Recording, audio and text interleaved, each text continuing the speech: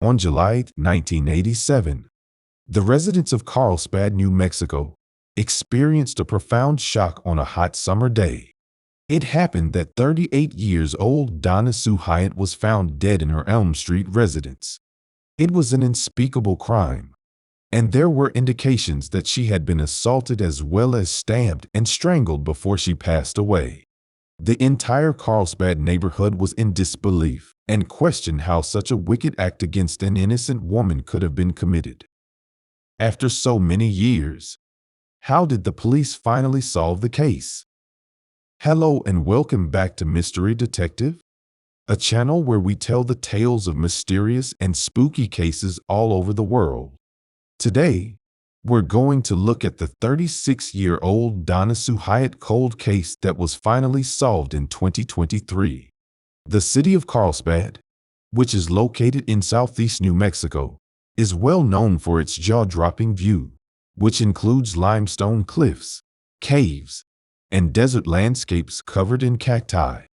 With more than 100 limestone caves featuring unique formations, the Carlsbad Caverns National Park offers an oasis for nature lovers everywhere.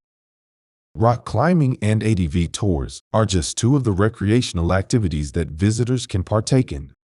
They can also explore the regional history exhibits that are presented in several art galleries. The city's perfect reputation, however, was shattered when a horrifying crime occurred, leaving its residents in shock and fear. When Donna Sue Hyatt was born on August 28, 1948, her parents, Roger Marvin Black and Sybil Linsford Black, were overjoyed to become parents for the first time. Donna's sisters, Marlene Johnson and Sandra Daniel, were her closest friends growing up, and the three of them often played together in the house. Donna started her education in the local Carlsbad schools, where she excelled academically and discovered a love for learning. She continued to excel academically while she attended New Mexico State University.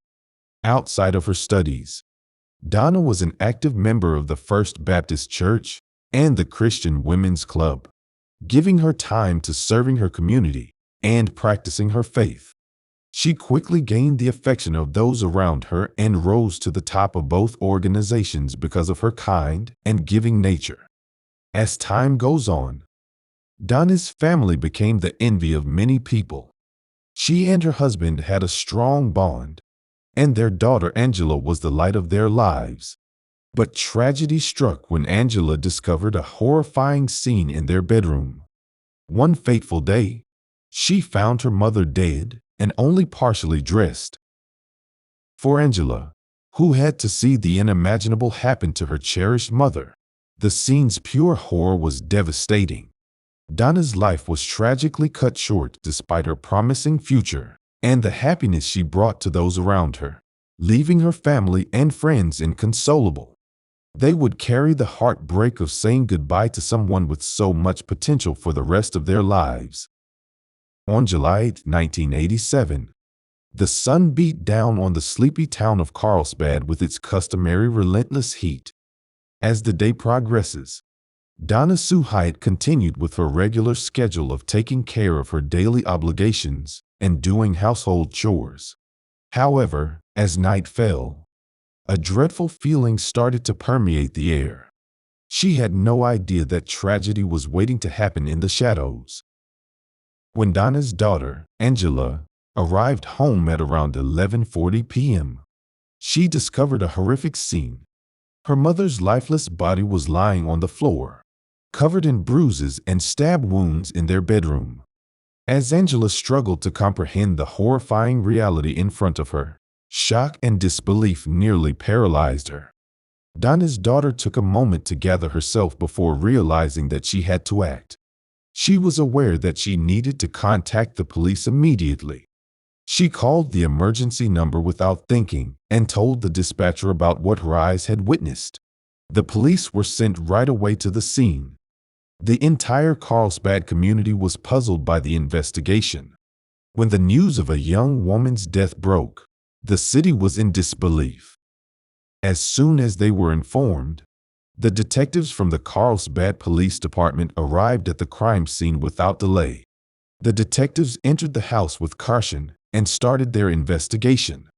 The detectives quickly assumed command of the situation. They searched the crime scene for useful evidence, including foreign DNA, which they stored in the hopes that it would be relevant later on in the investigation. After conducting an investigation, detectives discovered that on the day of Donna's untimely death, she was last seen with a tall Caucasian man who was last seen leaving a nearby store on foot at about 9:15 p.m. The detectives' investigation was launched with this crucial piece of information, and they worked tirelessly to identify the man and find any additional leads that might aid in solving the case. The Carlsbad Police Department detectives meticulously questioned all parties involved in Donna's tragic death, including witnesses and family members, to piece together the sequence of events, but they were unable to produce any solid leads to pursue. The Hyatt family was unable to receive justice at the time due to the lack of conclusive evidence and modern technology. Justice seemed like a far-off dream to Donna Sue Hyatt's family and the Carlsbad community. The case eventually went cold. Years later, detectives Joey Landreth and Tim Nice of the Carlsbad Police Department took up the 36-year-old unsolved homicide case in 2023 and set out on a quest to find the killer. With the aid of cutting-edge investigative methods, they were able to uncover promising leads. They soon sent the crime scene evidence that had been gathered many years ago to Authram Inc., where advanced DNA sequencing was carried out in order to create a thorough DNA profile of the suspect through forensic-grade genome sequencing. Detectives Landreth and Nice identified a man named Michael Riff-Wigley as the primary suspect after reviewing both new and old evidence. The FBI's forensic genetic genealogy team used this DNA profile to generate leads to determine whether Michael Riff-Wigley was in Carlsbad at the time of the assault and murder. They dug deeper into his past. Michael Riff was further cemented as a key suspect in the case when the detectives were able to match his description with that of the suspect given by the witnesses earlier in the investigation. Through extensive investigation, the detectives made a crucial advancement by identifying Michael Riff as a person of interest. According to the Carlsbad Police Department, Michael Riff-Wigley was indeed in Carlsbad when Donna was attacked and killed.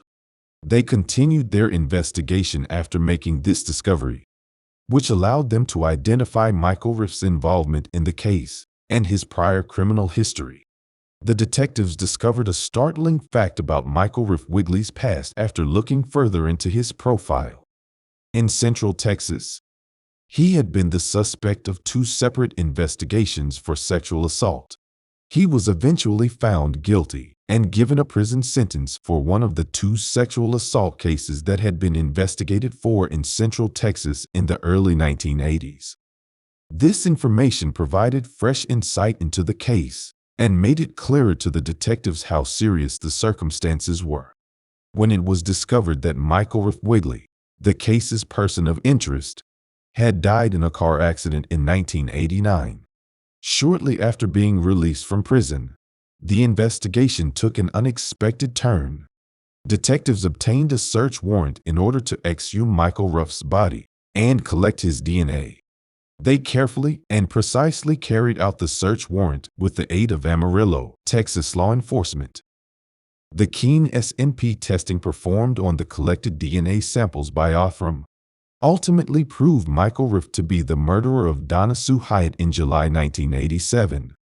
The detectives went above and beyond by interviewing witnesses and family members in addition to using DNA evidence to solve the case. Detectives were able to conclusively prove Michael Riff-Wigley's presence in Carlsbad at the time of the assault and murder thanks to their diligent work. A significant advancement in forensic science and crime scene investigation can be seen in the collaboration between the detectives of the Carlsbad Police Department and the Texas-based private laboratory, Authram Inc. The detectives were able to compare DNA samples taken from the crime scene to samples taken from Michael Riff's exhumed remains, thanks to advancement in DNA technology. Even though it might seem challenging to resolve such a long-standing unsolved case, the detectives' unwavering dedication and perseverance allowed them to successfully bring justice to the Hyatt family and the neighborhood.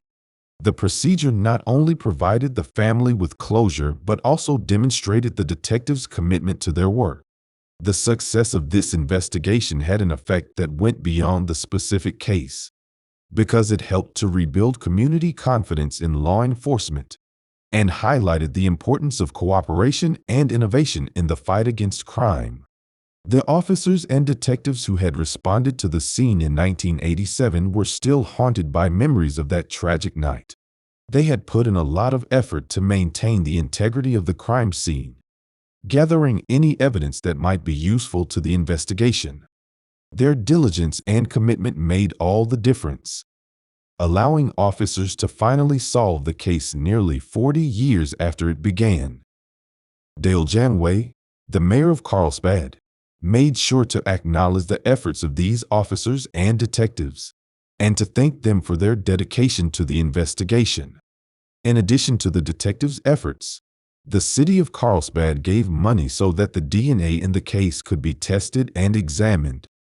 It is our sincere hope that the recent efforts and the efforts of those involved in 1987 can bring some small form of peace and closure to the family of Donna Sue Hyatt and the community of Carlsbad, Dale Janway said while concluding the case.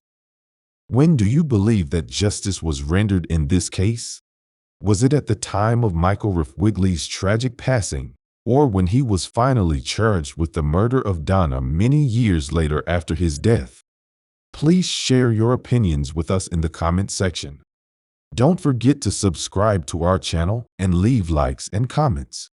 Until next time, keep yourself safe and on the lookout for another mystery to come to light. Thank you for watching.